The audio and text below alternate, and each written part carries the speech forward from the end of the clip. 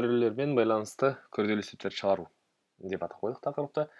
Мына формуланы еске алайық. Қысқаша көбдік формуласы а квадрат қосу 2аб қосу б квадрат ол а қосу б-ның квадраты. Немесе а квадрат минус 2аб қосу б квадрат ол а минус б-ның квадраты.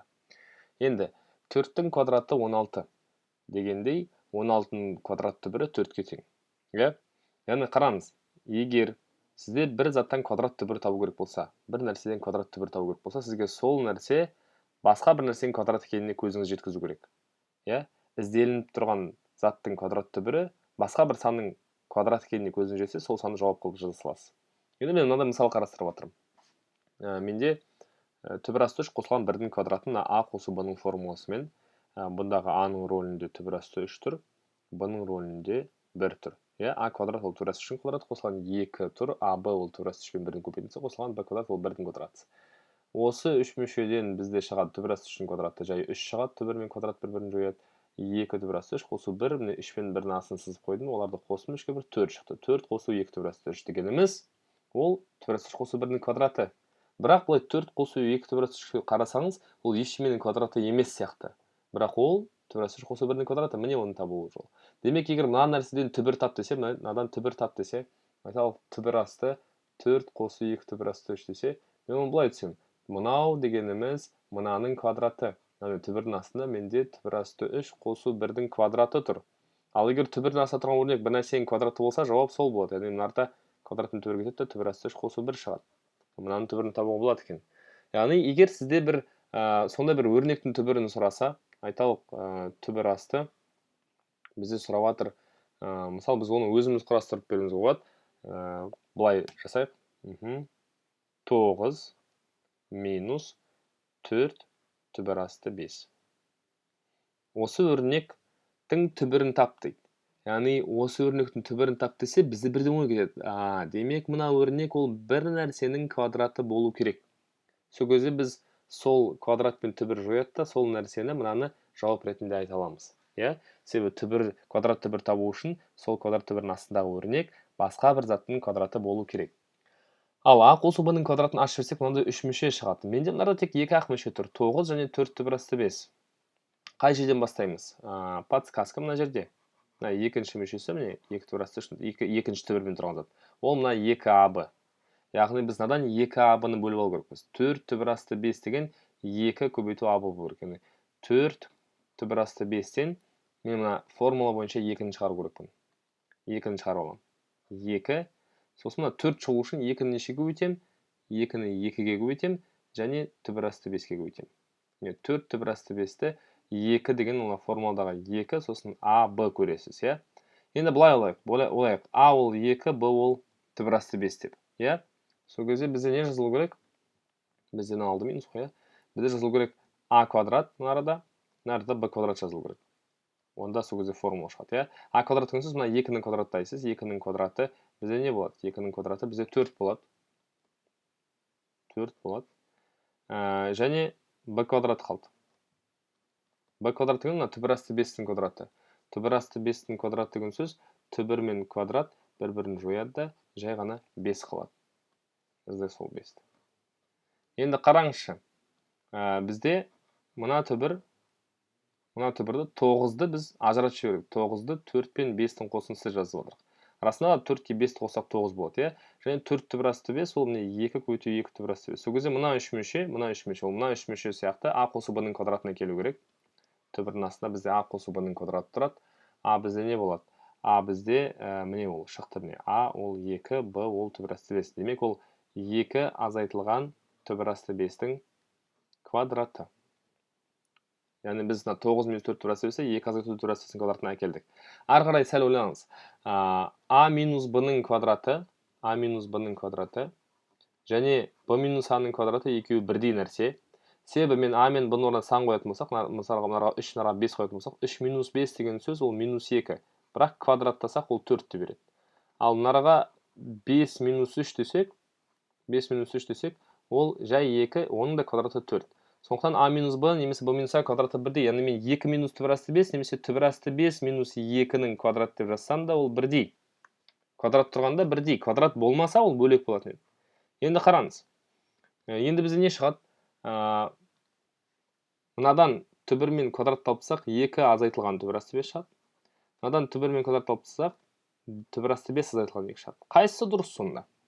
Екінші вариант дұрыс, бірінші вариант дұрыс емес. Неге? Өйткені 2 түбір асты 5-тен кіші сан. 2-нің квадраты 4, түбір асты 5-нің квадраты 5. Кіші саннан үлкен санды азайтсақ, мынау минус сан шығады. Ал біз білеміз, түбірдің іші да плюс болу керек, шығатын сан да плюс болу керек, немесе 0 болу керек. Теріс сан болмау керек. Сондықтан мен екінші вариантты қарасам, түбір асты 5 ол 2-ден үлкен, демек мынада плюс сан шығады, яғни менің вариантым осылай. Яғни азайтуға келген кезде қосуда ол бәрібір қосылғыштармен болса қосуда барлығы плюс. Азайтуға келген кезде кіші сан азайту үлкен сан болып тұрса, үлкен сан азайту кіші сан түріне әкеліп алыңыз квадраттап тұрған кезде, сосын барып квадрат алып тастаңыз, сол дұрыс жолы болады. Тағы да бір жаттықыңыз келсе, сіз өзіңіз мынандай құрастырсаңыз болады. А плюс b-ның немесе а минус b-ның квадратын айталық, мысалы сіз түбір асты 8 минус 3-тің квадратын құрастырыңыз жатыр. А квадрат дейсіз, түбір асты 8-дің квадраты, түбір асты 8-дің квадраты, минус 2, сосын аб дейсіз, түбір асты 8 мен 3-тің көбейтіндісі дейсіз, плюс b квадрат дейсіз, 3-тің квадраты 9 дейсіз, немесе бұл 3-тің квадраты деп жазайық. Түбір асты 8-дің квадраты жай ғана 8, мынарда 2 мен 3 көбейтіледі 6, түбір асты 8, және мынарда 3-тің квадраты 9 болады. Ол 9 мен 8 бос, радикалдар, ол түбірдің аса тұрған жоқ, 8 мен 9 қосамыз 17, минус 6 түбір асты 8. Енді мына өрнекті алады да сіздерге кітапта бұлай беріп қояды. 17 минус 6 түбір асты 8-дің түбірін тап дейді. Сол кезде сіз түсіну керексіз, мынау ол бір нәрсенің квадраты болу керек, сол нәрсені табу керек. Бұл түбір асты 8 минус 3-тің квадраты қайдан білдім, мен бұны өзім ашып алдым. Ал егер білмесеңіз, сіздерде ең бірінші мынау тұрса, сіз мынадан бастайсыз. Мынау ол формула бойынша 2 АБ болу керек. 2 6-ны 2-ге бөлсеңіз 3 қалады, және түбір асты 8. Осы екеуін квадраттап қойыңыз. 3-тің квадраты бізде 9, түбір асты 8-дің квадраты 8, 9 мен 8 қосақ 17 шықса, онда бұл дұрыс. Мынау А, мынау Б, немесе мынау А, мынау Б. Үлкен А, кішісі Б қылып алыңыз бірден. Яғни түбір асты 8 минус 3. Егер мынаның квадратын қосқанда мына сан шықпай қалатын вариант болады. Кейде онда сіз мынаны тағы да ажыратасыз. Мына мысалы 4 пен 2-нің көбейтіндісі ғой. 4-тен түбір шығады, 2 түбір асты 2. Демек түбір асты 8 ол 2 түбір асты 2. Сол кезде мына 3 пен 2-ні көбейтіп 6 деп А деп, мынаны Б деп алсаңыз болады. Немесе мына екеуін А, мынаны Б деп. Яғни оны қарайсыз ары қарай. Оларды квадраттап қосқанда мына бірінші сан шығу керек үнемі. Жақсы, осындай есептер болады. Және тағы да бір типтегі есептер, ол шексіз түбірлермен есептер болады. Шексіз түбірлермен есептер болады. Көрсетейін сіздерге. Мысалы, үлкен түбірдің астында 3, тағы түбір асты 3, тағы түбір асты 3, тағы түбір асты 3, кете берік, осы нәрсе неге тең дейді. Осындай есептер болады. Осы үлкен шексіз түбірді тап дейді. Шығара алмайтын қиын есептер сияқты көрінеді басында, бірақ оңай. Біз нені іздеп жатырмыз, сол белгісіз, соны x деп аламыз. Мына үлкен түбірлер ол x-ке тең. Енді қараңызшы, біз ана барлық түбірлерге, шексіз көп түбірлерге қараймыз, тек қана сыртқы түбірден құтылуды орындаймыз. Сыртқы түбірден құтылу үшін, квадрат түбірден құтылу үшін квадраттау керек. Теңдіктің сол жағын квадратты сақтау, оң жағында квадраттау керек, соған тең теңдік шығу үшін. Енді қараңыз, сол кезде не шығады екі жағын квадраттаған кезде. Мынада сыртқы түбірмен квадрат кетеді. Қалады 3, түбір астында 3, түбір астында 3, түбір астында 3 кете береді. Тең болады, мынада x квадрат шығады. Енді мына шексіз түбірлердің барлығы ең басына не нәрсеге тең болды? Квадратты салмай тұрған кезде, қысқартпай тұрған кезде неге тең болды? Мен міне түбір асты 3, түбір асты 3, түбір асты 3, мына шексіз түбірлердің барлығын, міне ең бірінші түбір ішіндегі 3-тердің барлығын мен x деп алған жоқпын ба? Сол кезде сіздерде не шықты? Мына x квадрат шықты. Мынаның барлығы x, сыртында 3-тер, x квадрат, 3x тең x квадрат. Енді 3x-ті ары қарай жіберіңіз. Сол кезде x квадрат минус 3x шығады. Тең болады 0, сол жағына емес, оң жағына жазайын. Енді екеуінен жақшаның сыртына x шығарып жіберіңіз. x минус 3 тең 0. Әр көбейткішті жеке-жеке 0-ге теңестіріңіз. Сол кезде x тең 0 деп бірінші шығады, және x тең 3 деп екінші шығады. Осыны ғана аламыз. Жауапқа осыны аламыз. Мынаны ала алмаймыз. Өйткені x 0-ге тең болмайды. Неге? X дегеніміз түбірлер ғой, ал түбірдің ішінде плюс сан тұрса, оның жауабы плюс сан шығады былай. Сондықтан мынарға 0 болмайды. Яғни біздің жауап x тең 3 болды. Басқа осындай есептерге көңіл беретін болсақ, жалпы оның шығар жолы былай болады, осылай болады әрқашан. Басқа осындай есептерге көңіл беретін болсақ, мындай болады, мысалы, айталық, үлкен түбір тұрады.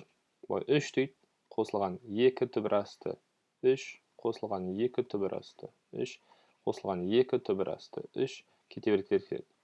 Бұл неге тең десе, бұны да біз x деп белгілейміз.